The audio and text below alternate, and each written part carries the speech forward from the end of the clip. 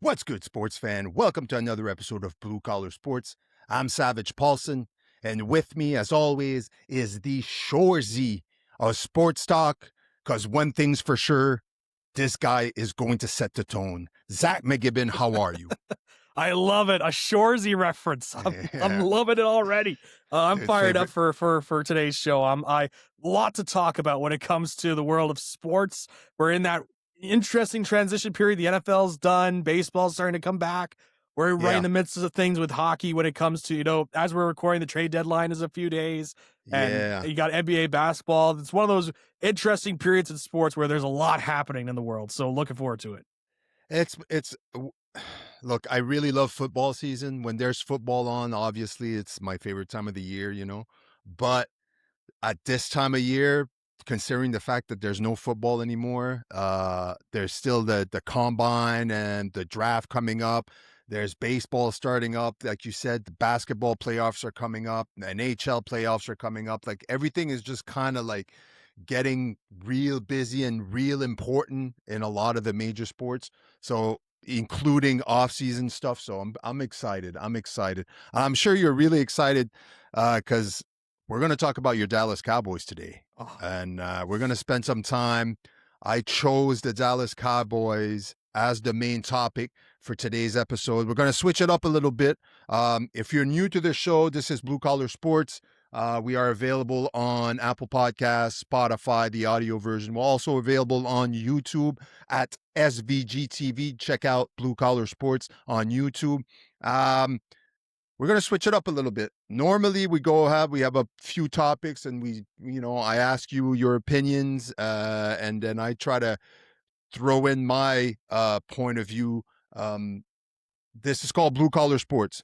I'm the blue collar guy. I'm the guy that kind of watches sports, but more of the highlight shows than anything else because I'm busy. And you got Zach McGibbon over here, the expert, the guy that's in it all the time.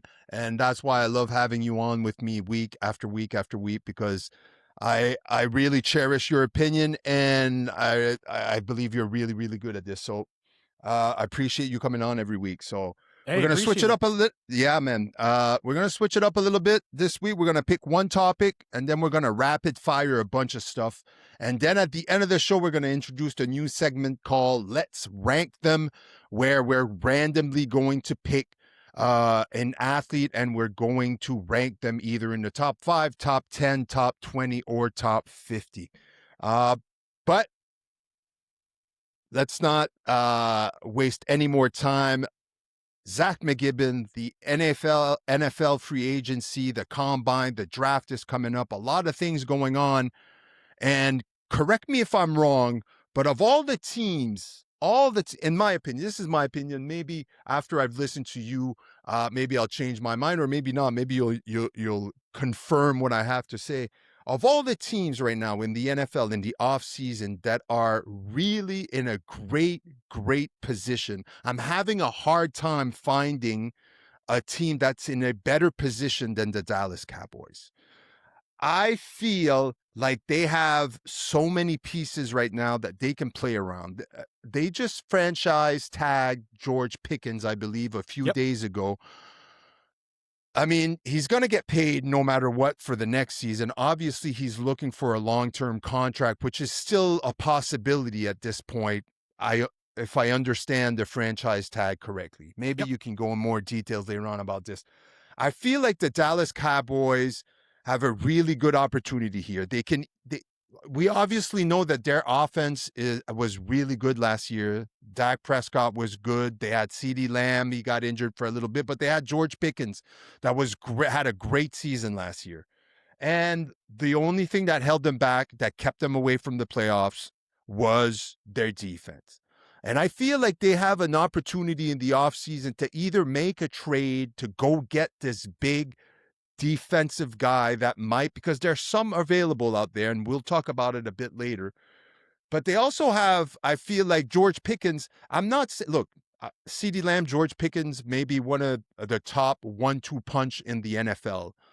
But I also believe that they might be able to get a bigger piece on defense if they decided to trade George Pickens or let him go to whatever the case may be. Having a really, really hard time finding a team that's in a better position to make moves this offseason to really cement their status as a legitimate Super Bowl contender, knowing what the offense is capable of and understanding that, yes, their defense did struggle last year, but I don't think they're that far away from being a good enough defense to compete and to make the playoffs. So I'm going to throw the question to you, Zach. Of all the things I said, do you agree or disagree with what I said? Are the Dallas Cowboys in a really good position this offseason, or do you think that they are not in a good position and that they are further away from where I seem to think they are? Well, the Wow, way that that you're was saying long. it, I wanted to agree with everything there. I'm like, yes, of course, they're in a great position, Super Bowl contender. Those are the things I absolutely want to hear when it comes to the Dallas Cowboys. I don't know if I would go that far in terms of a Super Bowl contender, but I will say I think they're in a pretty strong position this year to go out and get some players and really try and adapt themselves for the next year. Because, like what you said, the offense looks really good. I don't think there's any sort of debate about Right. they've got some good offensive pieces to work with. Dak Prescott is still a strong quarterback. He's at worst a top 10 quarterback in my mind.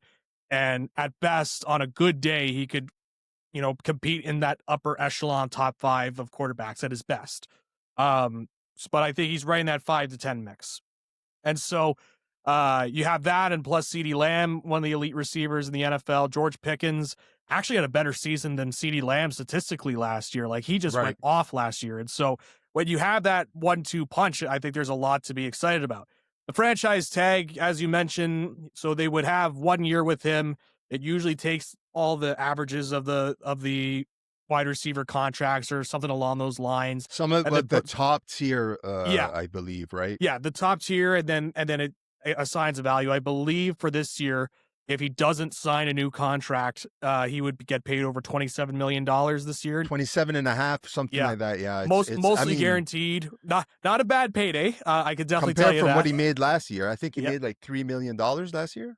I think you think he was still on his rookie contract, so it was definitely like you got the most value out of him yet last year. So there's a lot to like there. But I think one of the things as well that really helps make the Cowboys stand out is that they've got some good draft capital to do some things this That's what I year. was looking at. They have the number 12 draft pick, Yep. which is their first draft pick.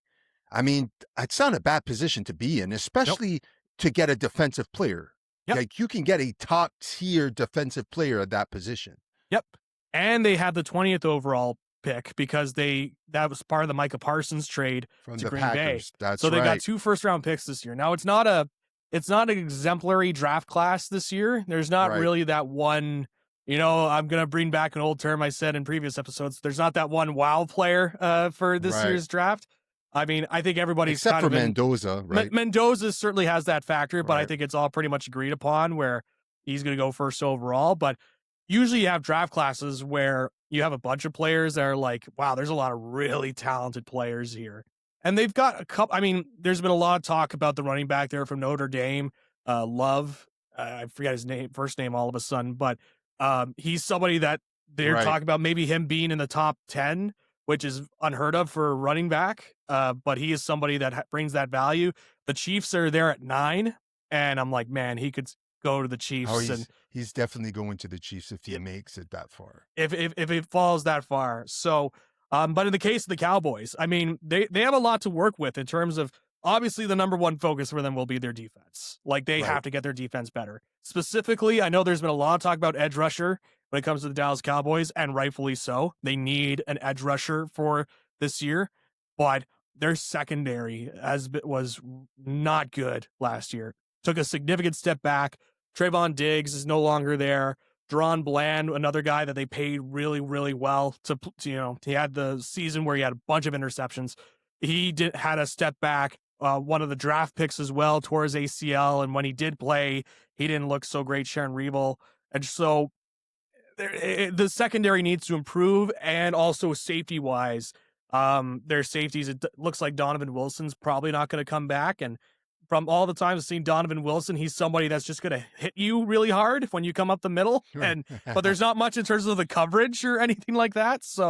Um, so there's a lot there on the defense. Linebackers as well is somebody that, like, I think they like their defensive line as it is because they acquired Quinnen Williams during the season. Obviously, they got Kenny Clark as well, and they got some good defensive line pairings. They just need to get some edge rush help and really improve on that secondary. So it's going to be an interesting year from that standpoint because one of the things that makes Dallas interesting is their new coach. And usually the approach for the Cowboys when it comes to their defenses is that they always get like a veteran coach, a veteran minded defensive coach over the last couple of years. You saw that you even look at with some of the people that they've interviewed, but over the last couple of years, like I could think of the head coach there for Minnesota, Mike Zimmer. He was a defensive coordinator for a bit. They interviewed Ron Rivera for a time. Their defensive coordinator last year, Matt Eberflus. He was gone after a year, but those were guys that they looked at and were like, okay, they've got NFL experience as a defensive coordinator. We're going to rely on them to kind of lead us to the promised land. This year, they hired a defensive coordinator by the name of Christian Parker from the Philadelphia Eagles, and he's under the Vic Fangio system. He's 36, and the hope is that what McVay was, that young super kid type of coach on offense, is like, wow, he could be super innovative, like the McVays, the Kyle Shanahan sort of deal. They're hoping for that from Christian Parker on the defensive side of the ball because there's always been talk of, finding that offensive guru, but they've changed up how they've hired their defensive coordinator this year and hired this guy, Christian Parker, coming highly acclaimed from Philadelphia under the Vic Fangio system. And he's 36. And there's a lot that they are hoping that he can take that defense to the next level. So all that to say, I am pretty excited with how it looks. I think there's a lot of things that they could do. There's a lot of enticing options that they could go with. I wouldn't be opposed to them. One of the things that's kind of being bandied around is that could they be in on Max Crosby? That's And what I try to was get going to him. say. I was going to bring him in because in my opinion, if there's a guy that would look great in a Dallas Cowboys jersey, Yep. it's Max Crosby. Yep. And I feel he's the type of player that Dallas needs right now on that defense, right? Yeah. A leader, a guy that could bring the intensity. I mean, he's going to ramp it up. He immediately makes that defense good. If you just drop him in, right? Yeah. I know the secondary still needs, maybe you can attack that in the draft. I'm not sure about how strong the secondary is in the draft, like those players, but Max, if you can get Max Crosby, I thought about this. Maybe you could shed some light. Now that George Pickens has the franchise tag, can they still trade him? Yes. They could still trade him if they wanted to. Would you trade George Pickens for Max Crosby? I wouldn't love it. I wouldn't love it personally. You'd prefer to keep George Pickens on your team? Yeah. It sounds like based on the talks about what the Raiders want for Max Crosby is something similar to what we saw with Micah Parsons, funny enough, is Right. 2 first-rounders and a player. That sounds like what they want for Max Crosby. Now, the Cowboys have the 2 first-rounders. What's the player that they're looking at? I think if you're giving up 2 first-rounders and George Pickens for Max Crosby, I think that's way too much. That's too much. And I would have given up George Pickens in a second. Yeah. So it just doesn't make sense to do that, especially if you're going to keep him on a franchise tag. So I prefer them to try and find a different way. Now, Dallas is not the favorite on the betting odds to land Max Crosby. I think one of the teams that was mentioned as a possibility was the Chicago Bears, which would be an interesting matchup there too. And so did I hear this week also that Khalil Mack might be retiring? Isn't he play for he's the coming Bears? back. There was some rumors that he was going to retire, but he is coming back. He is going to play for I think he's going to be a free agent. So, but he is coming back. Okay. Sorry to cut you as. No, it's all good. I saw that too. But yes, those rumors were going around too. I mean, there's a lot that they could do here. They've got the draft capital. And the Cowboys also restructured a lot of contracts this year to really free up a lot of cap space to try and go in and make some moves. Um, and for what it's worth, and I remember Jerry Jones saying a couple years ago that the Cowboys were all in, and we saw what happened, what their version of all in was, and it ended up Yeah, being do sweet bleep all, right? Like that's right. their version of all in. But you take it with a grain of salt, but he has been talking about looking through the free agency a little bit more. And so, and really trying to go back into free agency. Ever since the early 2010s, when the Cowboys signed Brandon Carr to a big money contract, it was a defensive back. He came from the Chiefs, and they signed him like a 5-year deal. It was like 30 or 40 million, which doesn't sound like a lot in today's NFL, but at that time it was like a big time defensive back money, and it ended up backfiring on them big time to the point where you very rarely, I know they always seem to be mentioned when it comes to free agency, but the Cowboys over the last decade, I would say, weren't really known as the team that made big splashes in free agency and paid like top dollar to try and get these big time free agents. They've done a lot of in-house building of their players. Uh, the only time they really made the trades have been like with George Pickens, but a lot of the times the guys that they acquire are usually like high reward type players where you take a little bit of a risk, you give up something. Like George Pickens, as you know from Pittsburgh, they didn't really give up that much to get George Pickens. It was more No, of this is a situation that's not working out in Pittsburgh. We're going to give him up right. for, I think it was a 4th round or 5th round pick. It wasn't a lot. It They was got a not a really lot. good deal, especially Yeah. for the production they gave him this season. Yeah. Like it's Yeah. they got him for free. Yeah, Right? essentially. And Yeah, so, but they love to do that stuff. Like you have those moments where it's like George Pickens, it pays off big time for them. But then there's other moments where the Cowboys traded for Trey Lance. They gave up a 5th round pick for Trey Lance, and he ended up doing nothing in Dallas. Like he didn't develop into the backup QB that they were hoping for, maybe to compete against Dak a little bit and just, send the message to Dax like, all right, we need you to get provide a little bit more success, especially playoff time on the field. They have these good seasons, but it always seems to be when the chips are down in the playoffs, there's just something that collapses with this team, as I know very well.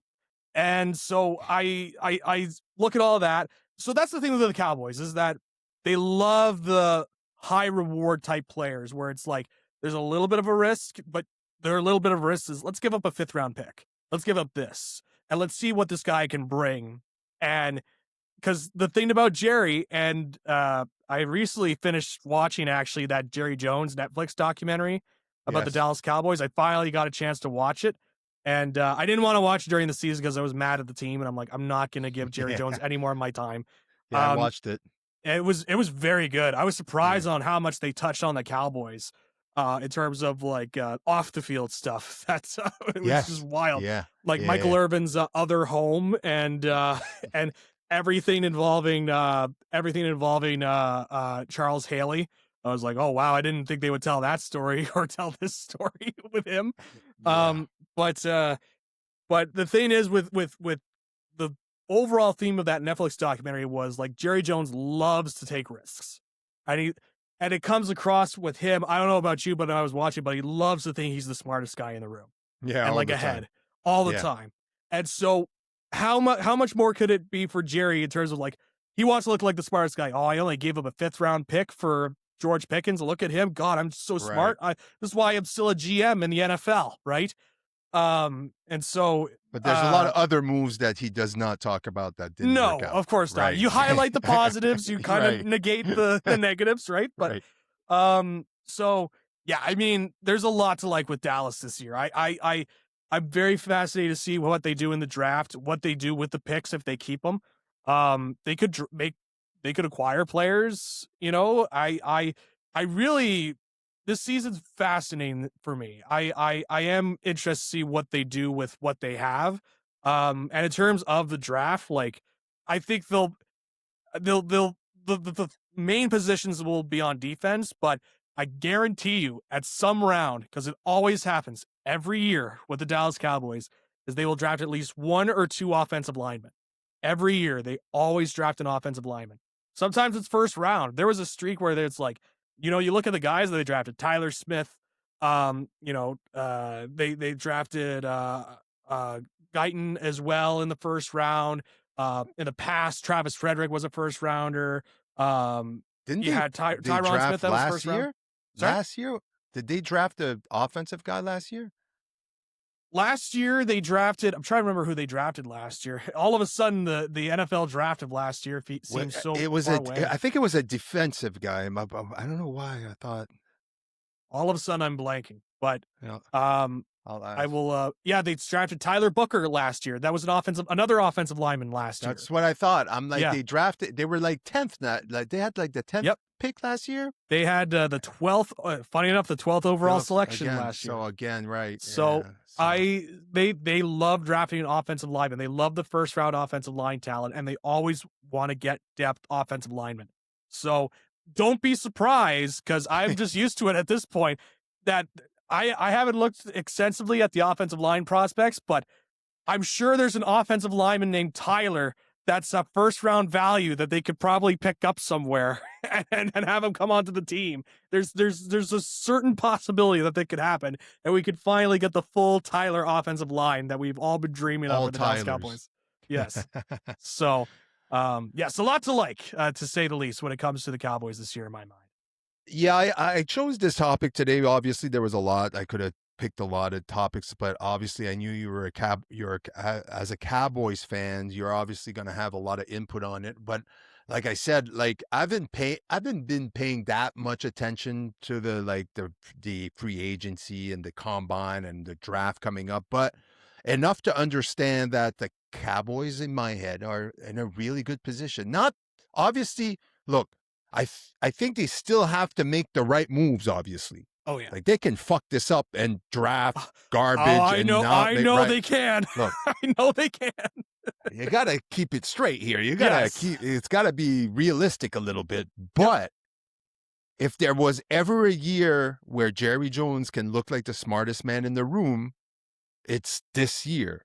Because 2 first rounders, the George pick, like you could stack you my opinion here, if they do this the right way, the Cowboys could be stacked not just for this season, but for like the next 2, 3 seasons. Yep. In my opinion, they could be Yep. slowly build this as a really good Super Bowl contender. So I'm going to be interested to see. There's a lot of teams I'm going to be watching during draft, but the Dallas Cowboys are definitely going to be one of that team. And Yeah. it's going to be interesting to see if they're going to make a move on Max Crosby or if they're just going to let it go and just try to use the draft as their building block and try to get the right guys in, into their building. And yeah, I don't know. It's really interesting, but This is one of those deals where we've been hearing the term retool being used a lot more, especially in the NFL, as opposed to rebuild. And this could be one of those scenarios for the Cowboys where they retool. It's like, all right, we're going to retool our defense and we're going to get this person, this person, this person. This person's new. One of the other things as well that the Cowboys should look at is linebacker. Their linebacker situation was putrid last year. mm, Um, the one of the linebackers that they acquired, who was like a top 10 pick, Murray, ended up being just a massive. Like, you could see why he was kicked out of Los Angeles, because right, he was not good for Dallas, and there were so many times where he's just out of coverage and all this. So, linebacker is also another one that they'll have to look at, different from the edge rusher, where you have a guy like, on the side of the defensive line rushing after the quarterback. Linebacker, you kind of have them be more of the field general for the team. So right. yeah, it's there's a lot that I'm looking forward to. This is one of those years. It's funny because last year I was disappointed with how the year went with our defense. Um, and so with that defense, it really kind of faltered everything. But there have been off seasons that the Cowboys have made the playoffs but lost in the first or second round. And I just come out of it like, man, what are we going to do? Like, I don't know if this team's going to do it, if this team is, Right. going to get through. But this is one of those weird years where even after coming out of a season where this was not one of the better seasons for the Cowboys of this decade, there's a lot that I'm like, man, if they can nail this and if they Yeah. get this certain thing right, I there are things to be optimistic for with the Cowboys. And I like what Schottenheimer's been doing there. I think he's bringing a good culture over there. seems like a really well-liked guy and changing the mindset as well a little bit of what's going on in Dallas. And he was somebody initially hired that was like, man, this is a Jerry Jones hire. Like, what are we Yeah. doing? I remember when he got Oh, hired, you were I like, was not a happy camper. I'm like, nobody else is no. trying to get this guy, and yet we're like, oh, we have to like jump out of our chair to get this guy. But he's totally made me flipped. I like him. I think he made some good play calls. Yeah, he wasn't perfect last year, but he made some good play calls last year. Right. And he's shifting the mindset of the team a little bit. And it's one of those rare times where it's like it's somebody that I could root for the coach in some scenario. It's very weird. I didn't really have Right. that with McCarthy. Like McCarthy, I'm like I defended McCarthy on sometimes. It was like me. I thought he was a good ball coach. He has a lot of winning seasons, and you could argue about talent, but you need talent to execute your schemes, Mm-hmm. and he was able to do that. Now, playoffs aside, like at the end of the day, it's all about playoffs, right?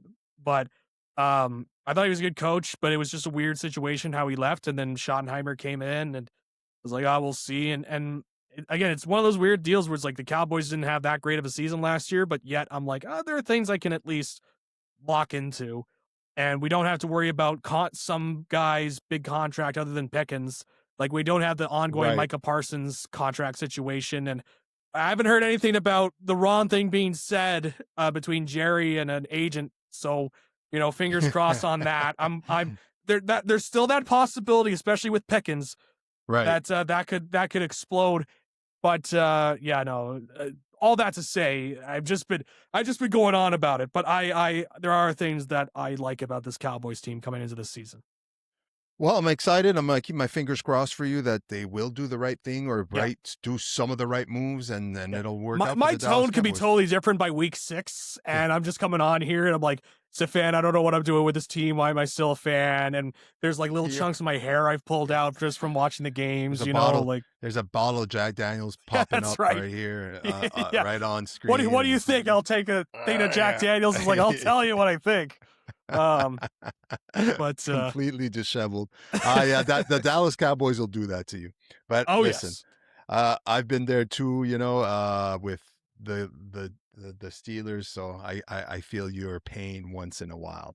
Um, Let's get to some rapid fire questions. We got different categories. I got some rapid fire for you from the NHL. I got some from the NFL, baseball, and WWE. We're going to keep it in categories. Uh, Give me your quick thoughts on yep, answering the question. I'll try answering two if I feel like it, but we're going to get through. I felt like there was a lot of talking points this week in sports, and I was like, man, we're never going to get this is episode feels like it might be 3 hours long, and unfortunately, I don't have 3 hours. So I'm like, I need to figure out a way. So I said, let's modify this structure a little bit. So let's do some rapid fire. Let's start with the NHL. We haven't spoken about NHL in a long time. By the way, before we get there, I know last week we didn't have an episode, and we didn't get to grieve on air from yes, Team Canada's loss at the Olympics.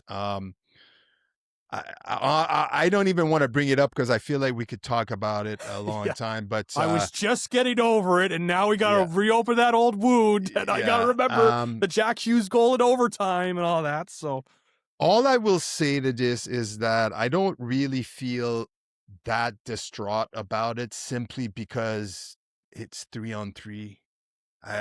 It there's I don't think it equates the talent when it gets to 3-on-3. I think you could tell Team Canada was tired at the end. Certain guys were just, I mean, they played a lot of minutes. I mean, yep, you could chalk it off, whatever it is, but it was disappointing, yes, but I feel like I always love a good story. That's why I love wrestling, and yep, I love a good storytelling. And I feel like this is just building up for the next 4 nations and for the next Olympics, because the next yep, Olympic team is going to look different on both sides. The young yeah, guys, I mean, Macklin Celebrini, holy, yes, like holy, that yeah. kid could play hockey, right? And some of the young guys that didn't even get on, like Bedard, and the way that Yeah. Matthew Schaefer is playing right Oh now for the my Islanders, God. like What? To the I point where saw I'm like, this why guy. wasn't he on the Canada team coming in, right? Like, I've no idea. Look, I won't lie. I've not watched any NHL. I have since the Olympics. yep, But I watched the Habs game after the Olympics. They were playing the Islanders, yeah, and I didn't even know who this kid was. hmm And I saw him skate with the puck. I was like, bro, like, holy, he is a great skater. Just really, really good. I was blown away. I was like, yeah. wow, where has this guy come from? And yeah, he's Yeah. definitely going to be on the team next time around. Oh yeah, Hopefully. he was the first Right. overall pick for the Islanders this past year, and Right. like he's a defenseman, and and in his rookie season he's already got 20 goals as a It's defenseman. At insane. this point, that's insane. Right. So it was one of those deals where I'm watching, like, why didn't he like come on to the Canada team? I know he's 18, but it's like Right. that would have been great experience to have him. Like, no disrespect to Travis Sanheim and Colton Parayko, but like, why we can't just rely all of it on this duo of Devin Tays and all of a sudden Kale McCarr. Mhm. Like, McCarr was like, it was a treat to watch McCarr, but I'm like, man, Oh, what if we he's had like another guy like that in Schaefer on the second right. defensive pairing, and it's like, oh, somebody else that could score goals. But yeah, quickly on that Canada game last week, as I reopen the old wound and I go back to the memories, and I think about Nathan McKinnon missing the shot, and then the incredible performance from Connor Hellebuck. Like, that to me was the Connor Hellebuck game where, Yeah. and for so We long, can't talk shit Hellebuck, about him anymore. no, Can't talk shit about him he anymore. had the reputation coming in of like can't perform in big games or playoffs Right. or whatnot. Gold medal international hockey, and he put Right. up like a 41-42 save performance. Like, Hellebuck changed how people talk about him, and I Yeah. love those kind of stories where it's like all these people have these narratives about the guy, but he's finally able to break through the narratives. I love that stuff when it comes to Yeah. sports. And so Hellebuck being able to do that, good on him. I still thought that Canada, and you could call me a bitter Canadian. All the American fans have been going in the comment sections of all the Canadian hockey commentators. You can call me bitter or whatnot, but if you watch that hockey game, do you really come away and they'll say scoreboard, scoreboard? Yeah. Yeah. But when Yeah. you watch the game, it's like Canada controlled the pace of play for so much of that game, and they just couldn't finish. And at Yeah. the end of the day, you have to finish. And Yeah. it's crazy to say they couldn't finish with guys like Connor McDavid on that team and Nathan McKinnon, all those guys. But they couldn't finish. Macklin Celebrini, no Crosby. So it's there's nothing wrong for the American people that will come in and they'll spam the comments with the gifts of the American gold winning team, blah blah blah. There two things can be true. The team that won is the one that scores the most goals and wins. Right. Nobody's taking that away. But you can also acknowledge when you're watching that game, I don't think there was an American hockey fan that was watching that game that was thinking, we've got this in the bag. Yeah. I don't think there's any American, and they were honest with themselves. So it was unfortunate. I still think there's a lot to be excited about with the Canada team coming up in the future. But yeah, it was still tough. I was kind of critical of the hockey. I think it was Sportsnet and CBC that, like, after the McKinnon miss, they showed Mario Lemieux missing his wide open net in '98 or whatever, and I was like, why would you show that? Like, Yeah. we haven't finished the game yet. Let's get to the overtime first before we start comparing to Mario missing the net. Now, it ended up being an apt comparison afterwards, Yeah. but like, not during the middle of the game. I was like, oh, why are we showing Mario Lemieux missing the wide It's open like net? bad So, juju. Just bad juju, exactly. Yeah. All right, let's get into this rapid fire. Let's start with the NHL. Like I said, I needed to I almost forgot. I said I need to talk about the the goal game, the gold medal game, because it's been a week, but still. Zach, answer me this question. How can the Maple Leaf course correct at this point? I'm going to steal a take from Steve Dangle. Do something. Make some trades. This is not a good hockey team. I watched the Sens play the Leafs this past Saturday as we record, and oh my goodness, like, I was going in, I was a little nervous. I was like coming out of the Olympic break, and I know the Leafs didn't look great on their Florida trip, but boy, that game, the Leafs practically, from what I watched, gave up in the second period. And like, there was just no energy from the second period onwards once the Sens took the lead. So I think they need to make some moves. They're last in the division, and they gotta like trade somebody. They haven't made a Yeah. trade since July last year.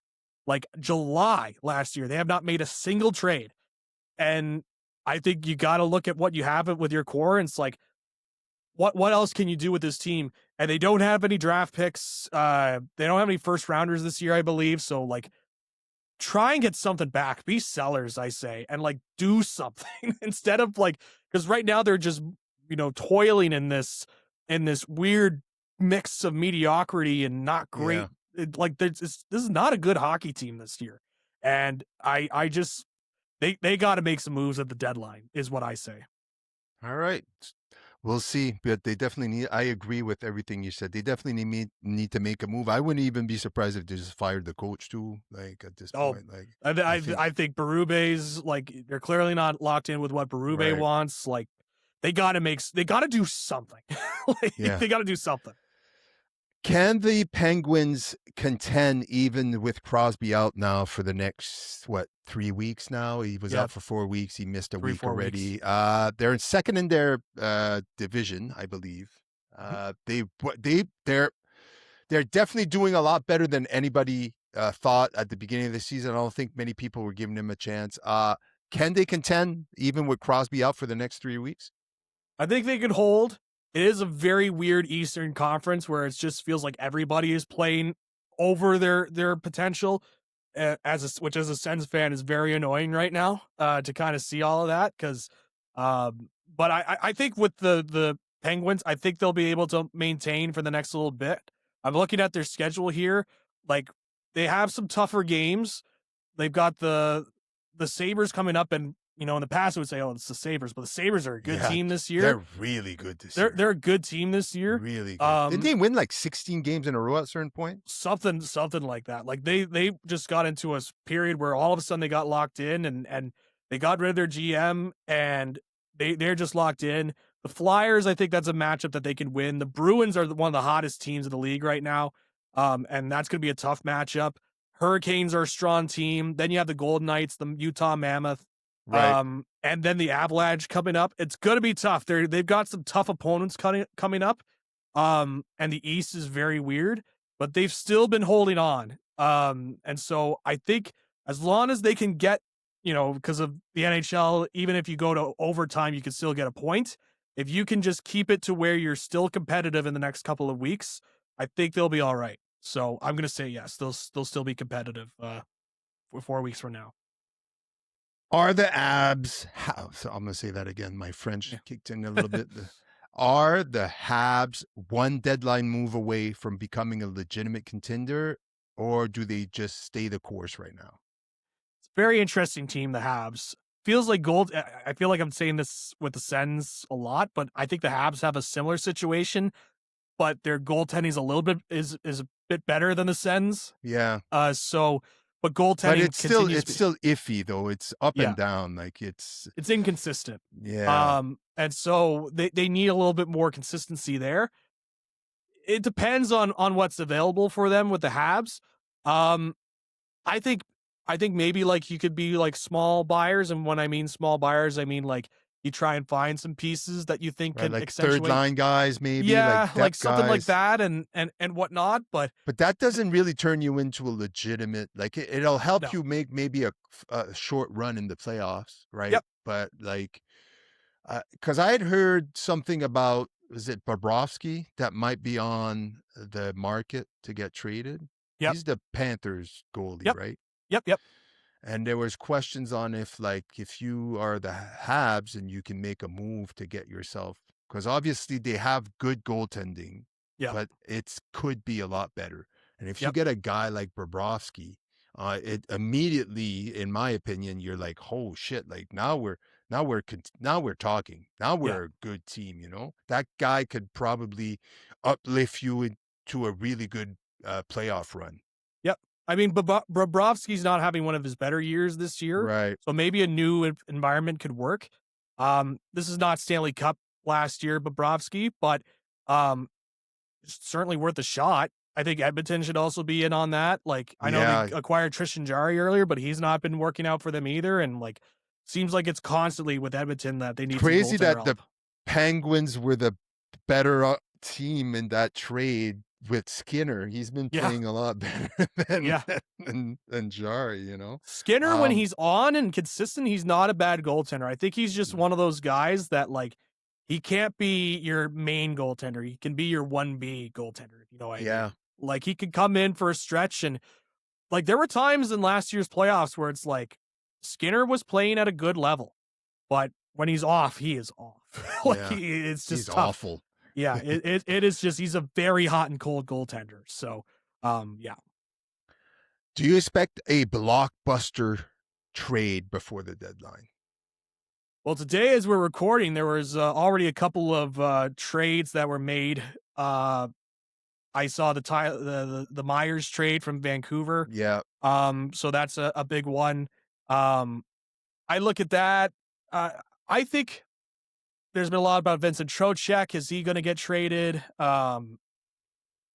So I mean, it's interesting. We are getting closer and closer to the deadline, and it's time is coming up. But yeah, I think we will. I think we're already seeing teams making trades even well before the deadline. I think we're going to see a couple more bigger trades heading into Friday's trade deadline. Good. That's good because it makes it interesting for the, Yep, I like seeing these really big. I remember remember when Iginla got traded to the Pens yep, before the trade deadline? I was like, those types of trades where you're like, whoa, what the hell just happened? Like the yep. unexpected, like big names, for a team that's trying to make a run. It didn't work out for the Pens. I don't think No, Iginla ended up that winning was that like year. back half of his career again at that Right. point. But It was it's more still like a the big name. Yeah. name, right? Oh It's yeah. like it'd be like Crosby right now, Yep. I believe that if the Pens were at the bottom of the standings, that there would be legitimate talk about Crosby being Yep. traded at Yep. the deadline. There was already talk before the season. So, but Yeah. the Well, it was Pens are funny doing after great. Pittsburgh. I remember he had a really good year in Boston. They're like, oh, he found his game Mm-hmm. in Boston all of a Mm-hmm. sudden, Yeah. and then he had a couple of years after that. He played for Colorado. I forgot he played for the Avalanche for a few years, Yeah. Yeah. um, but I definitely remember the Boston year. But yeah, that was an interesting time. I remember Dion Phaneuf getting traded to Yeah. Ottawa, and I was like, Dion Phaneuf's coming to Ottawa. The Leafs are trading Phaneuf. All right. I mean, his contract was too much at that point. I understood why they made the trade, but it was just like, Yeah. all right, That's let's still see a where big this name. goes. But Yeah. he wasn't bad for Ottawa. I thought he was just a little bit overpaid for his skill level at that point. So Let's switch categories. A little bit of rapid fire from the NFL. What's next for Kyler Murray? Where's he landing? screams New York Jets to me, doesn't it? It Everybody, I've just heard New York Jets yesterday, all day yeah. today. Like all the names, all maybe Steelers, maybe the Dolphins, but Jet seems to be the Yeah. name that comes up more. Yeah. An interesting team I think would be the Falcons for Kyler Murray. I think that Mm, would be of because it depends on how they view Penix. yeah. Um, like if Kyler was willing to come in as a backup, and be behind Michael Penix Jr., but be that like veteran quarterback that like if Penix doesn't serve out well, he Right. might come in during the middle of the season. Like Kirk I Cousin was, yeah. right? Now that was a whole botch job of how they handled that because Kirk thought he was going to be the number one guy. Then Yeah. he's sitting on his couch watching the NFL draft and seeing them draft a quarterback at the 8th overall selection, right? And it's like, Yeah. what do you mean? You just paid me a whole bunch of money to be your QB, but it was like, so I mean, at least this one there's a little bit more preparation and understanding. Hmm. But man, this screams New York Jets for me for Kyler Yeah. Murray. If I were Kyler Murray, I'd be looking for one of those teams that knows how to develop quarterbacks and just sit as a backup for a year and gain my name value, then go back out on the market the year after and be on the same path of like a Daniel Jones or a Sam Darnold or something like that, and just Yeah. say I am a better quarterback than what I was beforehand. So that's what I would do, but I there's enough teams out there that could probably use his services in the first year as maybe a stopgap QB that he could probably start for a team. I think he's a talented quarterback. It's just motivation has Yeah. always been a Absolutely. question about him. Yeah. So but I see New York Jets, and that could be a catastrophic failure if he goes to the Jets. So I think the Jets are.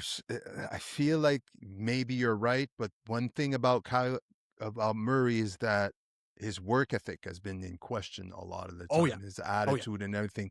I don't think the Jets are the best team to go if your No, work ethic is not at no. the top of the list. You understand On what I top of mean? Like, that, you have the New York market as well that's gonna like yeah, hone in on that. Like that could be yeah, a recipe for yeah, disaster there if yeah, he's not committed. yeah. So that could be like we're gonna keep an eye on those Call of Duty double XP weekends and see how his Hmm. performance will be after that. That's gonna be fascinating to see the drop off. It's like Jordan Love with Toyotathon. All of a sudden, what's Toyotathon? Jordan Love's performance goes way up. There's always a correlation. It's hilarious. So um, does David Montgomery change much for the Houston Texans? it's interesting their running back depth now, eh? Like they've got some veteran running backs in that backfield now for the Texans. I wonder if that means that the running back that they acquired there, who played in Cincinnati, I think it was, all of a sudden his name escapes me, but um he got Joe Mixon. If Yeah, he got injured. He was injured all last year. Yeah, so I wonder if Yeah. that's a sign of how they feel about his progress and how he's going to be coming back onto the field. Hmm. Um, Interesting backfield. I mean, Dave, I was a little bit surprised they got rid of Montgomery, but it's clear that it's like they want to give Jameer Gibbs more carries with the Yeah. ball and have him be a little bit more of a bell cow. And so, but interesting. And Montgomery's coming in, he's 28. Mhm. It's usually that year, the 27, 28, 29 as a running back is when you start to see the production fall off because of all the times they just run into a pile of defenders for so many times. It beats you up eventually. It hit hardest for Zeke Elliott. So, Yeah. Yeah, so it's running backs is like they can have the great season and then it's like yeah, completely off a cliff. Like, where did this guy go? Like, what yeah. happened? Like, but I Could you get it. It's a imagine a rough. couple years ago if I told you in like 2022, I said, look at this backfield that the Texans have. They've got Joe Mixon, they've got David Montgomery, and Right. they have Nick Chubb in their backfield. You'd be like, Like, what the hell? Like, they're winning all how the did they football do games. this? It's Right. like, how did they do this? But now you're kind of like, these Perfect guys are example. older, and Yeah. like, that's how it goes. Surprised that the Seahawks are letting Walker the third test free agency. A little bit. I'm a little bit surprised. I thought that maybe they would try and put the tag on him just to negotiate something. Again, it's similar. Like Kenneth Walker is younger than David Montgomery, and I like the Right. way that he plays. We talked about it during the Super Bowl. Like the way that he runs reminds you so much of Le'Veon Bell just because of how patient he is when he's Yeah. behind the line. He's 25. There's still a couple of years where you could get some prime value out of him, I say.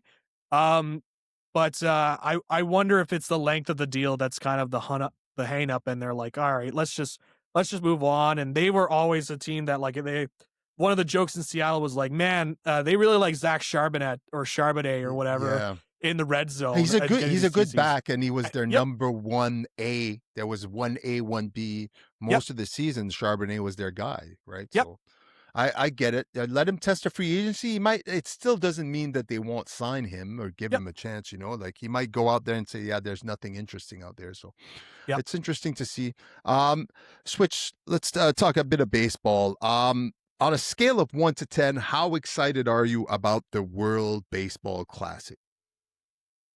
I'm kind of hovering around like an 8, 9. I'm not at a full 10. Maybe Yeah. just I've been so spoiled with the international hockey that I'm like, Hmm. how is the baseball gonna come up with this? And there's like Canada's got like they've got players, obviously, but like you look at some of the teams that are in there, like Team USA, Team Japan, and Yeah, you're I not mean, rooting. Look, I'm a Canadian. I'm a proud Canadian.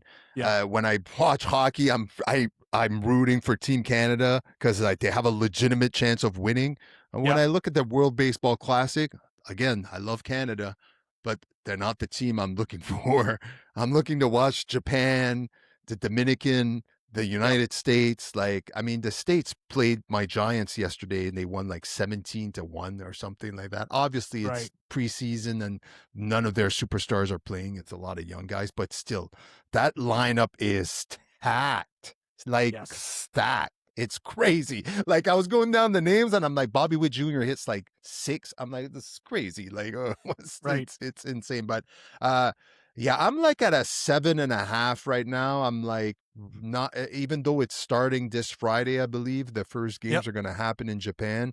Uh I'm just like I'm curious to see because I think this Team USA is is all in on trying to avenge their loss against Japan last time Right. around. And I'm gonna predict the same finals between Japan and Team USA. So I think Japan, it means so much to them.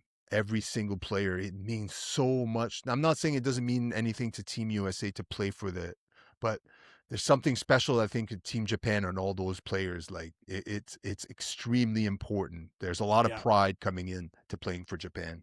Yeah. I'm just looking at Canada's roster and I'm like, there's some good players. Like Josh Naylor's a good player. Yeah. Oh yeah. No. Tyler O'Neill. Like there's solid players here, but it's like I'm looking at the coaches like, Justin Morneau is the hitting coach. Can he also play first base? Is he somebody that can go out there and he's a Hall of Famer? Oh, Russell Martin's here. I know that Bo Naylor's a catcher, but like, Russell Martin being back there, I don't think that's a bad thing either. I think that's okay. And one of my favorite baseball player names ever, who's also a Canadian, Stubby Clapp at third base. That's a classic I'm all baseball in. name. Stubby Clapp. Yeah. Batting fourth for Team Canada, right. Stubby Clapp. That's a name when you go back and watch like archive footage from like the 1940s, like you can hear the baseball now. Oh, and there's Stubby Clapp coming up to the baseball batter's box. And it's like, yep, that's exactly the kind of guy you'd imagine. Yeah. And there he is running around the bases. It's Stubby Clapp getting to second. Like I can just hear it, right? And so I one of my favorite baseball names ever, Stubby Clapp. Can Scherzer be effective for the Blue Jays this season? I hope he is. I hope he is. I think if he's a depth rotating fifth starter for Toronto, if he can like take what we saw in the baseball in the playoffs, and we have another moment with Schneider where it's like, I'm good, keep me in, yelling sort of deal. He's 42. So I mean, I have just been just from an empathetic standpoint of I've just been enjoying the story of his daughter, like writing up a note and trying to send it to the Jays, being like, can you please bring my dad back to the Toronto Blue Jays? I had such a great time. That's what I love about it. And I think it's why he wanted to come back to Toronto. Yeah. His family liked it, and the daughter, his wife, everybody enjoyed it. And he really thinks they have a chance. I don't think if he didn't think they had a chance to make it back to the World Series that he would have signed late in his career like this. And I think for the amount of money he took, I think he really thinks he can contribute, and I think he could. I think he can. I think if he stays healthy, I think he can contribute. He could be a big he could be very effective for the Blue Jays in their rotation. Yep, for sure. Switch it up. Let's talk a little bit of WWE. Will Danhausen, I think that's how you pronounce his name. That's right, Danhausen. Will Danhausen get over in the WWE? This might be a shocking take from me, but yes, I think he will. I know that the debut was not exactly. It fell flat. It fell flat. Because everybody thought I thought it was Jericho that was going to come out of the box. Yeah, I thought it was somebody like it has to be Jericho. Like who else can it be? Yeah. And then this guy comes out, and I wasn't even home. I forget where I was. We were somewhere, and my son just texts me. He's like, "You want to know who's in the box?" And then he sends me a picture. I'm like, "There's no way." I was so disappointed. I'm like, this is bullshit. And then all it took for me to fall in love with him was that short segment with Dominic Mysterio. Yep. The way he was. I'm like, oh, I'm all in on this guy. This guy is, his timing is, I don't know what it is, the way he speaks, the way I could see him. He's, in my opinion, he's definitely going to get over in WWE. Yeah, he's a lower mid card guy that like as long as they keep him in the R-Truth role, I am perfectly okay with Danhausen. Now if he's competing for titles, that's when you lose me. But like if it's one of those deals, like I thought that segment, as you mentioned with Adam Pearce, like him saying Danhausen debuted to uproarious applause and cheers. I was like, okay, that's pretty funny. Like just like fully embracing it. I got a kick out of it. Now look, I covered that debut. People could go to This Is Wrestling right now and watch the clip of us reacting to the debut. of Danhausen, and like initially when you look at it cold, you're like, "What is this?" And like the little plume of smoke afterwards, and then they start booing afterwards. Still gets me, but I just like it's hilarious, right? Like they do all these dances, and then the smoke, and then the dark. And the booze. And it was so good. But now you look back on it, you go, it was perfect. It makes sense. It was exactly perfect for him. It was that was. I'll tell you the moment that I knew it wasn't going to be Chris Jericho in that box. I figured it wasn't going to be Jericho because, like, how are they going to explain Jericho being in a box for multiple weeks? Is like, did he get air? Was there food in that box? Like, how did he survive in a box for multiple weeks? And like knew that, like that was one of the questions I had. But the other thing that I was like, I knew it wasn't going to be Jericho was when they had a backstage segment of R-Truth coming up with the Papa John's pizza, and he's like, I know what's in the box. It's like, what's here in this Papa John's pizza box, and blah blah blah. And I'm like, they're not doing that for Chris Jericho. At that moment, I was like, no, any sort of hope I had that it was Jericho was gone after that. But I do think Danhausen will get over with this crowd. I think they are starting to already turn around on him. And I mean, very quickly, you saw that debut. People were starting to make comparisons to Gobbledygooker. And I didn't think it was going to be that far off the way that the reaction was. But I think he's totally turned it around and embraced it. And like, again, the list of Demandhausens he made for Adam Pearce and just be like, and it was on wet paper. Like, he's like, I want a blimp. I want a personal assistant. I want a pointing photo with Triple H. Like, okay, I'm in. Like, all right, I get it. That's good. I think this is funny. And so, so to answer the question, yes, I do think he will get over in WWE. I think you're already starting to see people turn around on him. On the potential only of how big this fight is going to be, where would you rank right now, based solely on the potential, I believe, how big this matchup is? Would you rank Punk versus Reign as far as a WrestleMania main event? Oh, got a sneak peek of the Let's Rank Them segment for later. Maybe. Yeah. a little sneak preview. Man, there's been 40 main events. Well, I can guarantee you it's going to be better than the build for Bam Bam Bigelow versus Lawrence Taylor. I'm pretty confident on that one. You know what? I'm trying to think, like, you got the Steve Austin Rock main events. You think Rock Cena main events, all the Hogan main events. Right. I think I'm leaning towards top 15 to top 20 is where I'm kind of hovering around. It's been interesting, those promos where it's like they're really kind of blurring the lines a bit with the way they're doing. And I don't mind that, but there also has to be a focus to it. And like did I expect CM Punk to reference Roman Reigns' dead father? No, I did not. I thought that was Christian Cage all of a sudden had showed up on WWE programming, but I didn't expect that. But I still think there needs to be a little bit more of a focus on why, because you're getting elements of it with the podcasts and you know, the Shield debuting. You're getting elements of it. If they hone in on it a little bit more and it's a little bit more focused, I think they do have something here. I thought the first promo segment was great. I thought the promo segment this past Monday I found it odd. I didn't love it. I didn't hate it. And it's going to be weird because Roman's not going to be on every week. So they got to utilize his time whenever he's available. So I'll say top 15, top 20 right now when it comes to how it's progressing. I think the match itself, once completed, has the potential of being a top 10 WrestleMania main event, but everything has to go right. They have the build up, the promos, the vignettes, whatever you want. I think they need to, I think you have to capitalize on every time Roman Reigns does make an appearance.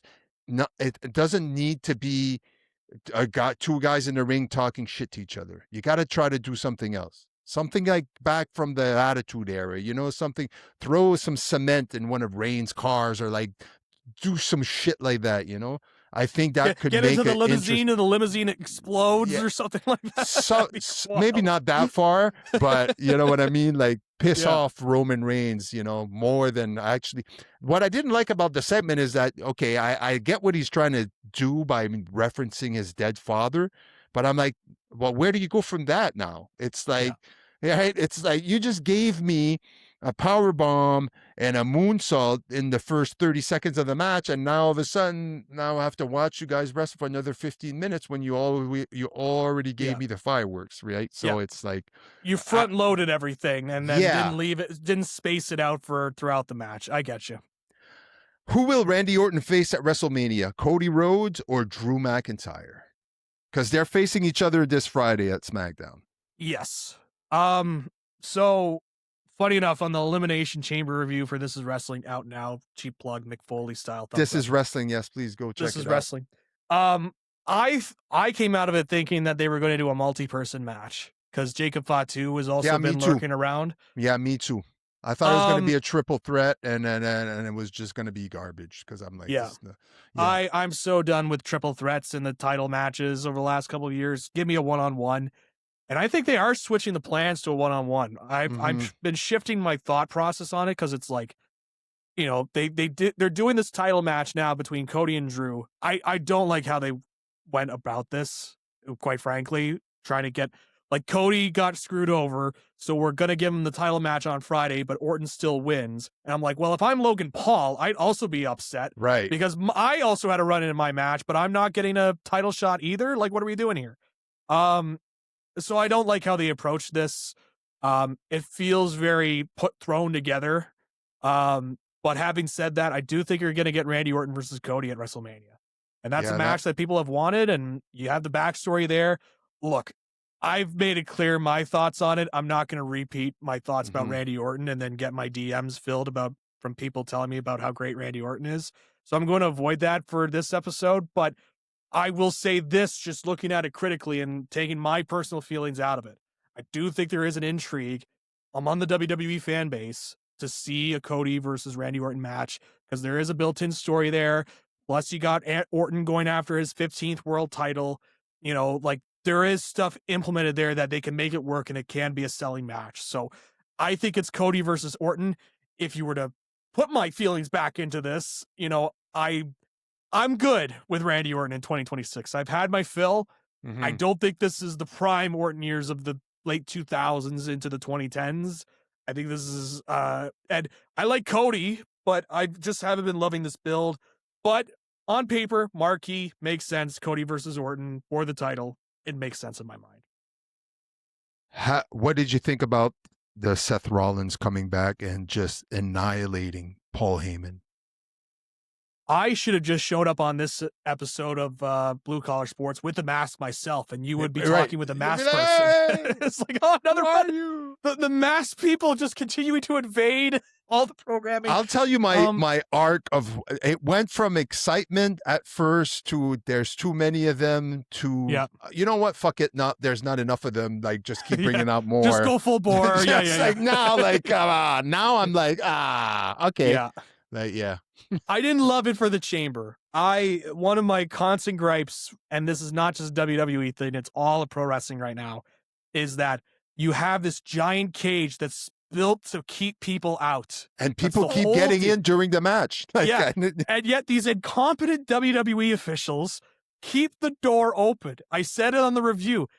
Do your jobs, close the door. Yeah. Like, that's all I'm asking. Like, you had 3 run-ins in your main event for your Elimination Chamber cage match. Yeah. That's crazy. Like, that's one I could excuse to an extent.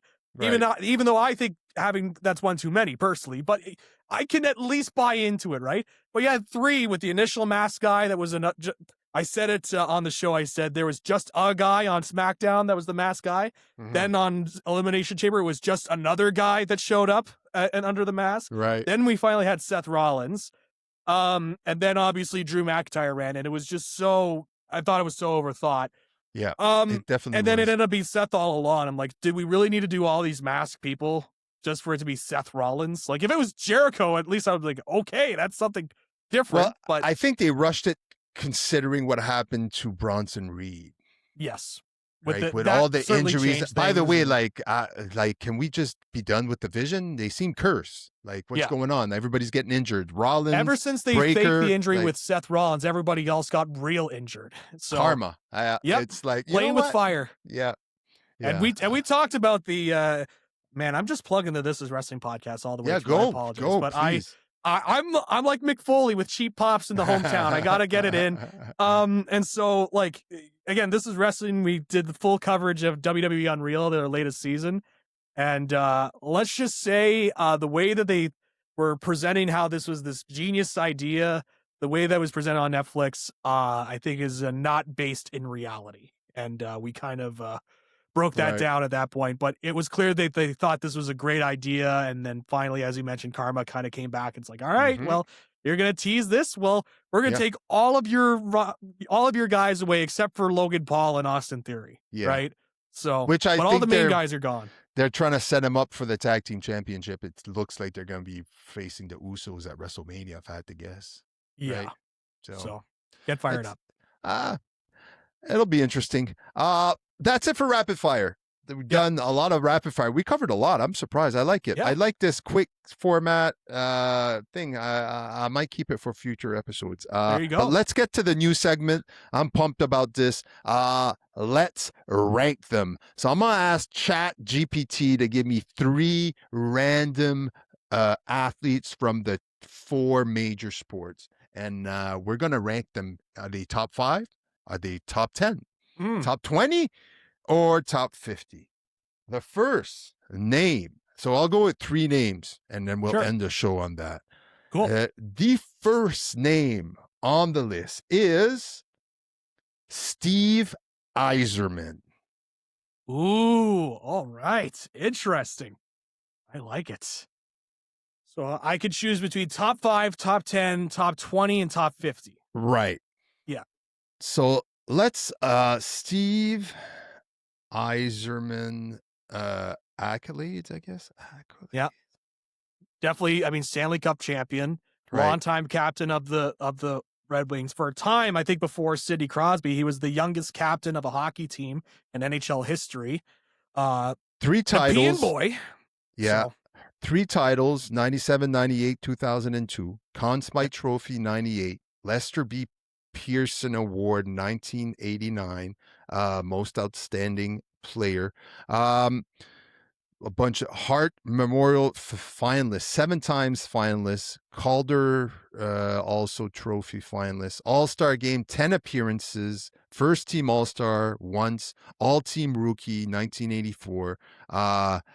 65 goals in one season, 692 goals all in his career, 1,063 assists, 1,755 points, 6 all-time, 8th all-time in goals, 7th all-time in assists, 6th all-time in points, top 10 in NHL for games played, Olympic gold medalist, World Cup of Hockey multiple times, junior once, World Championship 3 times. Where do you rank him? man, that's a good name to start off with. I There's know, a lot of good right? hockey I was players. like, Well, I mean, I can't say top 50 because that's not. He's better than top 50. right. My initial reaction was around the top 10 to top 20. So I'm trying to think of all the players of all the hockey greats that have come through. I'm gonna say top 20. I think he's a top 20 player. I think you're right. I think he's like, if not top 20, like between 20 and 25 easily. Yep. You know what I mean? Like, I wouldn't put him in the top 10. I think I could find 10 hockey players that are better than him in his career. And this is all, by the way, we're not looking at any lists. I'm not anyway. Like, Yeah, I want to I try have to no list up. right.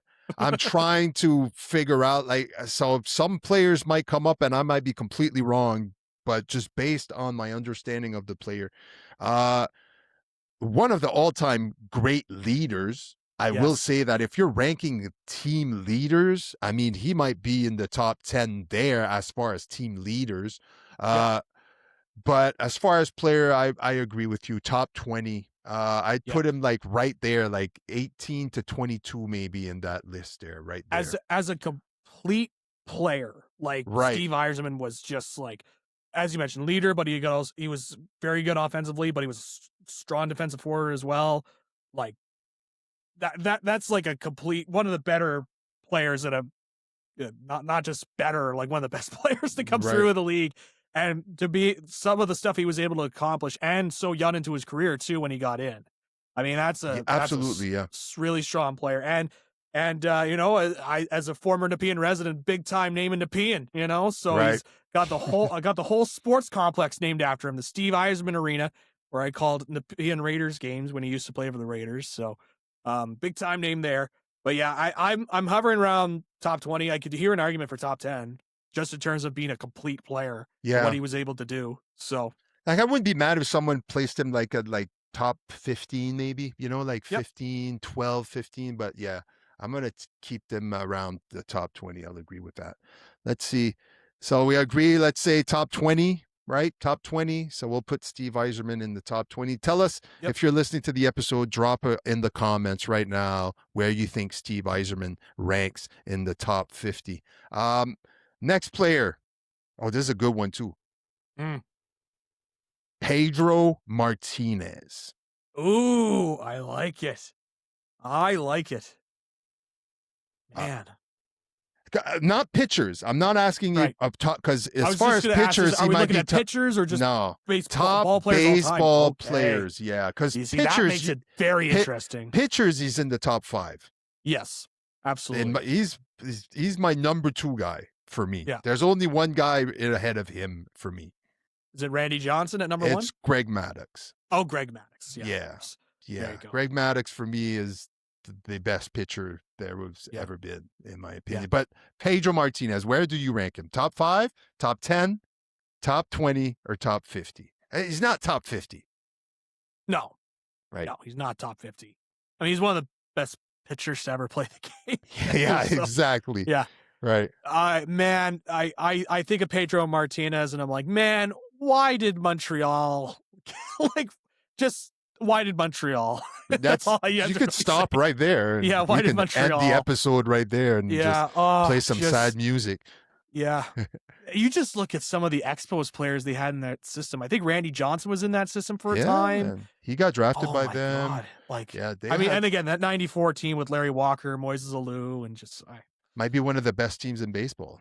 yeah. Like And top. and then the strike happened, and then they for some reason they panicked into 95 and like, we're not making enough money. We got to get rid of these players. Like, Yeah. you know, you can make your money back if you continue to field a good team. Like, I don't Immediately, by the way. Yeah.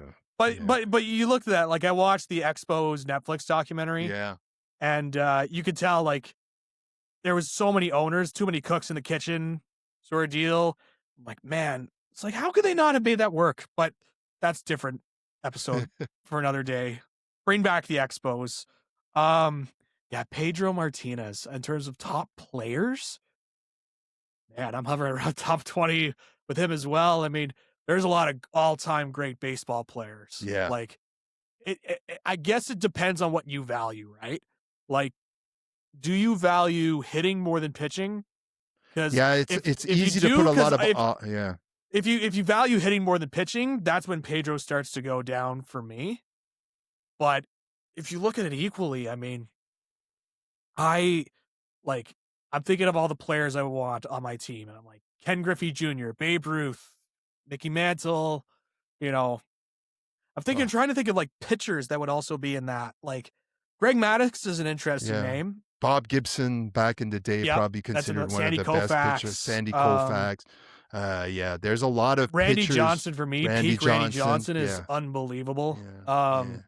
You know, I will always be like, he's not a top 50 in this list, but I will always have a soft spot for Roy Halladay. Yeah, I was about to say, like, he was also for like 3 seasons, he was the best pitcher in the league. He was definitely top. Peak Tim Lincecum, like a very short peak, but boy was that peak high. Like when it came Madison Bumgarner also, like for like 3 seasons, like him and Tim. It's interesting Lincecum. with pitchers, right? You usually like, I think of Dontrell Willis. There's like a short peak with him too, but boy, his peak was high. Pedro had a much longer peak, like 97 to 2003, I think was his best peak. That was his peak. It's not long for pitchers, but 97 to 2003, you're looking at 6 years where he was basically unbeatable. Yeah. Right. For the Red Sox. So like, I think I would put him in the top 15. I would easily top 15. Obviously, I'm putting a lot of offensive players there in front of him, all the Yeah, big names, right? And yeah, but at a yeah, certain point, when it comes to pitcher, for me, he's not. He might be top three. So I think I could find a spot for three pitchers, maybe in the yeah. maybe top 20. Yeah, Yeah, it's tough. It's again, it's what you value, right? Like right, I could think of a lot of hitters that I would want ahead of Pedro Martinez, and that's where he starts to fall. right. And then I'm thinking of pitchers, and I'm like, I think there are pitchers that were better than Pedro, but man, it's tough.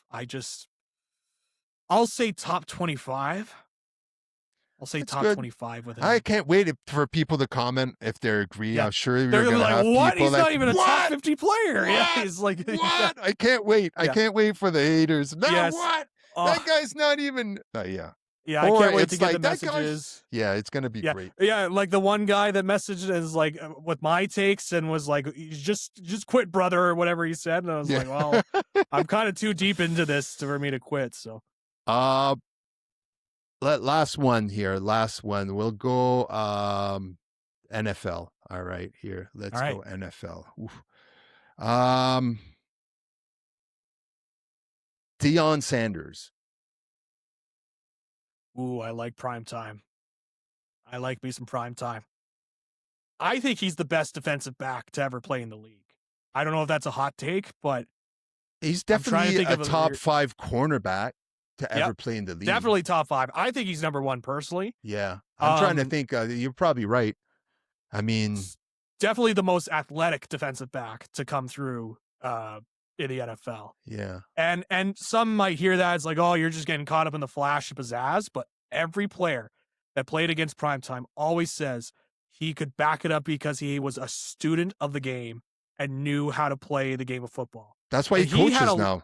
and he had a lengthy career. Yeah, you're right. He's a coach as Hmm. well. Like, and he's like, people make it seem like it's very easy for him to just come in and win. Like it's not. Like No, there how many times have we heard about great players like Wayne Gretzky turned into a head coach.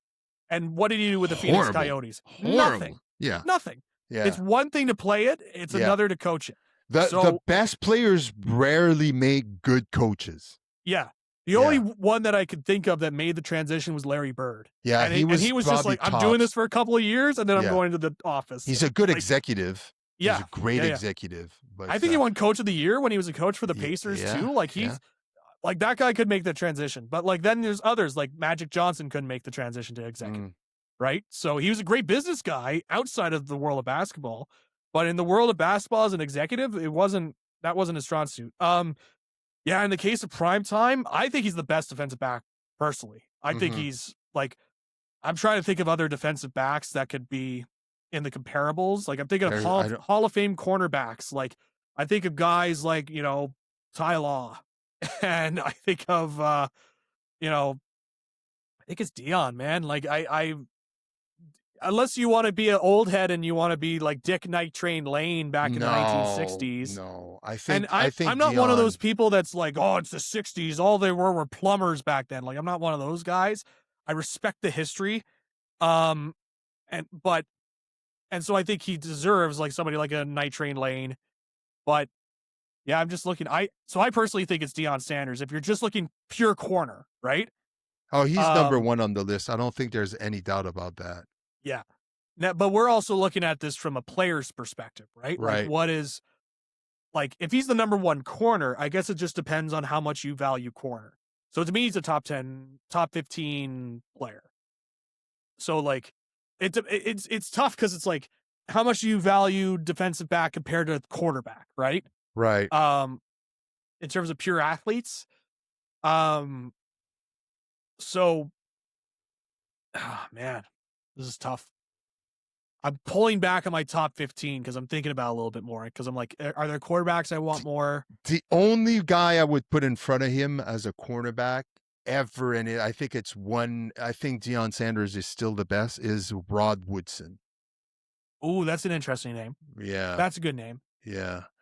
Rod Woodson would probably number 2 on that list after prime time. So let's Yeah. say he's the best. He is the best. Where does that place him in the all time? You think top 15? thinking like top. It's funny. I feel like I've been saying it the last couple. I was like, oh, he's a top Yeah. 15, top 20. But again, it depends on how. The thing with Dion is that he also had that rare ability that he also played receiver for a little bit. Like he Yeah. was such a dynamic player because it was like He was a he punt was a returner shutdown too, as corner. well, right? Oh yeah, an elite punt Yeah. returner. Yeah. And there was a time because he was just so athletic where it was like, oh, he's also going to be our receiver. Oh, by the way, he's also going to play for the Atlanta Braves while Yeah. the season's going on. Like in terms of being athletes, especially, like I don't think people realize just how good of an athlete he was. I think they get caught up in the flash and Yeah. and whatnot with prime time and the character and the persona he's created. But there's a reason why he created that persona and why it lasted so long. And he backed it up every single time. He talked a lot, Yep. but he backed it up. I'm going to place him in the top 10. Interesting. Like cusp of top 10, like 10 Yep. to 12. Like somewhere. I'm sure I can make a list of guys, but like at the end of the day, like even after, like he's been retired for a long time and there has not been a cornerback that has come close to him ever since he's gone. Yeah. Right? I'm Because if you just look, I'm like just top thinking of 15 would like be my safe spot there, but to end yeah, the show, I'm going to make a big powwow. I'm going to say, I think we can yeah. fit him in the top 10. Like I'm thinking of like some of the best players in their positions, like Tom Brady quarterback, right? I Right. think I'm willing to have the debate about Tom Brady as the best quarterback, but just for the sake of this, I'll say Tom Brady best quarterback, wide receiver Jerry Rice, Mm-hmm. running back Barry Sanders is what I'm willing to say. You could maybe argue Walter Payton if you'd like. Yeah. I Jim think Brown, Sanders. I guess you could also throw in there. Yeah. And I'm a Cowboys fan, so like I Wait. think You're Emmitt not going to put Emmitt Smith there and the best running back?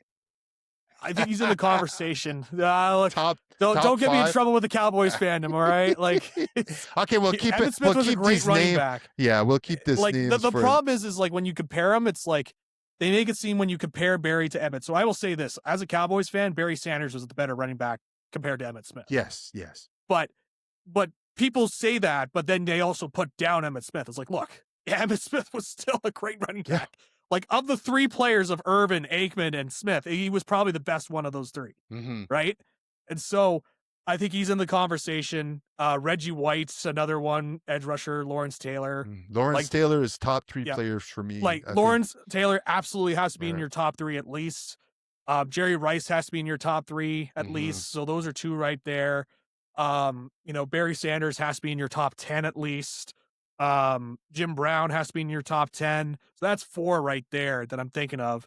I'm going to write down some names for next week because I'm thinking about some guys right now that we can argue are in the top 10 or not. So I'm going to write them down, but I'm not going to say anything. Again, it goes back to like what you value when it comes to certain positions because it's like there's a difference between being the best safety, for example, compared to the best quarterback. Like I would love to have, Brian Dawkins on my team, right? Every day. But if you're telling me it's between Brian Dawkins and Tom Brady, I'm picking Tom Brady. Right. It's the same argument we were having earlier about Pedro. Yeah. Like, do you want the best pitcher? Yeah. Here's an interesting comparable with Dion. Another one of my personal favorite players, Ronnie Lott. Yeah, Ronnie Lott is another guy I thought about with the 49ers. So I think that's where the arguable is for me on the number 1 defensive back is Ronnie Lott. But I look at Ronnie Lott as more of a safety than a defensive. Yeah, he's more of a safety corner. Guy. Yeah. But in terms of like a one-on-one challenging a wide receiver, I think Dion's probably right up there as one of the best, if not the best. So yeah, man, this is tough. I'm just looking through the names and just I want to say top 10, but I'm looking through some of the other names like, well, I would want this guy over Dion. And, then you think about the legends of the game. It's like, there's a lot of names I could put in the top 10. But like, I think he might deserve a place in the top 10. Like I'm not putting him in 6th, 7th. I'm maybe 10th to 12th, like cusp of top 10, I'm hovering around like top 15, top 20. So top 15, I guess, for me. Yeah, too, so. it's one of those deals is like I'm also somebody that likes to recognize some of the older players like from the 60s and 70s. So it's like I am somebody that recognizes Dick Night Train Lane, and I am somebody that like I saw Don Hudson's name being thrown around as wide receiver. Is like I recognize those guys too, so it's tough. Yeah. Man, like in terms of like pure peak performance, I think Dion's, I'm gonna say top 15, just on the spot right now. Top 15 it is. I can't wait to have, hopefully we're going to have some engagement with this. That's Yeah. the reason why I brought this on. Yeah. Hopefully I'm going to My clip my this. DMs are gonna explode of people mad at me, and I can't wait. I don't care. It's all about the engagement, baby. Let's get them all mad. Like we suck. The more we suck, the more people are going to tune in. The more That's we're right. good at this, the more they're going to tune out. These guys know too much what they're talking about. They'd rather scream at us than to applaud us. So let's give them a reason to scream at us. Zach, I just love our conversations. I love every time I record an episode. I love talking sports with you. I thank you for taking the time to come on and talk sports with us. I enjoyed this new quick format that I did this. I think we're going to keep going on unless there's some big talking points where we're going to have to choose more than one main topic. But Right. I definitely like the let's rank them segment. I think that's a lot of I think we can make our own show, just call it let's rank them. Oh yeah. You got me thinking on a lot of these. I was like, oh yeah, that's a good one. I was waiting for, like, Tom Brady. Where do you put Tom Brady? It's like, oh well, you know, Tom Brady. Was he good? I made ChatGPT understand that don't give me the names that are debatable. I asked him just something that's debatable. Don't give me the Tom Brady and the Wayne. Where do you put Wayne Gretzky? Oh, I wonder. Top 10. Yeah, okay, I get it. We all know guys. Who the I'm best... going out a lid here. I'm going to say top 25 for Wayne Gretzky. I think you know. I know he's got all the points and all the Stanley Cups and all that, but nah, he did it because Mark Messier carried him. That's why. Like, just turn into a full hot take machine, right? Like, just, and you get the reaction, like the ESPN style reaction, like, what? What are you trying to say? So, I got 2 names for next week. I don't even have to ask ChatGPT for anything next week. I got 2 names, 2 oldies. Zach, thank you so much for time. Listeners, thanks again for tuning in. Thanks for subscribing. If you haven't done so, please go and subscribe. It would help us tremendously. We're available on Apple Podcasts. We're available on Spotify. Please check out This Is Wrestling, Zach McGibbon's wrestling podcast with, what's the name of your co-host? Lever Sage. Check out This Is Wrestling. He's Zach McGibbon Media on Instagram. I'm Savage Paulson on Instagram. Thank you for tuning in. Don't forget to subscribe, and we'll talk to you next week for another episode of Blue Collar Sports.